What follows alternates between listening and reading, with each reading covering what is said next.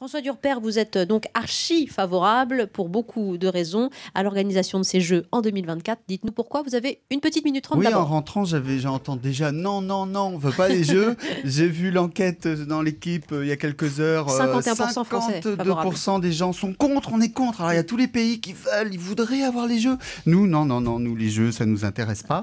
Alors il y a au moins 4 raisons, on va les développer là en une minute, c'est juste les énumérer. La première, c'est le portefeuille, c'est l'économie. Vous avez vu, on a perdu les Jeux 2012, on est repassé derrière Londres. Londres est passé devant nous pour le tourisme. Deuxième raison, c'est plus le cœur. J'ai commencé par le portefeuille, mais le cœur. On cherche un cap, on dit il nous faut un cap.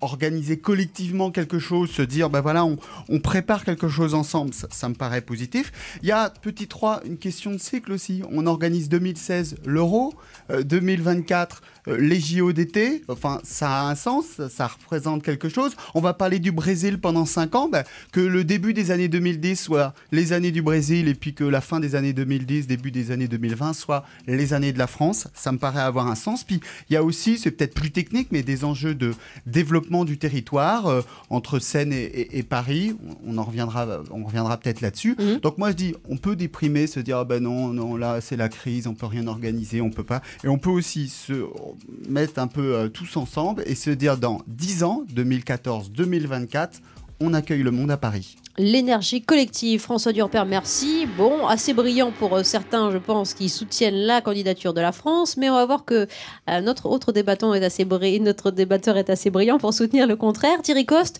vous êtes sportif, vous aimez le sport. Pourquoi êtes-vous défavorable à cette candidature des Jeux Olympiques ? Je suis totalement défavorable à la candidature pour 2024. Il ne faut pas se tromper.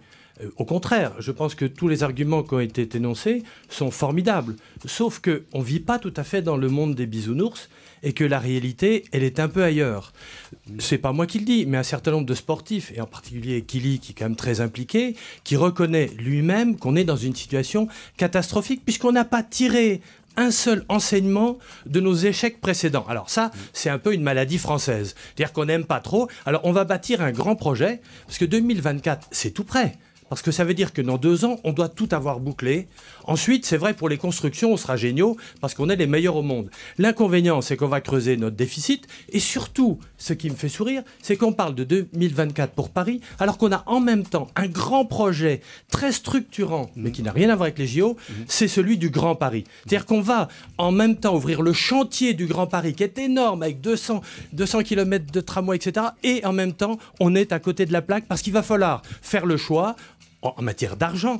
Et je vous rappelle quand même qu'on est en situation qui n'est pas brillante, alors qu'on est un vrai projet sportif, bien sûr, mais on va en reparler. Merci beaucoup, messieurs, et vous tenez parfaitement en votant. Voilà, on se croirait dans un ring, pour un match de boxe. Thierry Coste, François Durper, alors faut-il monsieur aime le vélo et moi la chasse, donc on n'est pas du tout les Jeux Olympiques chez nous. Attention, parce que vous allez avoir plein de...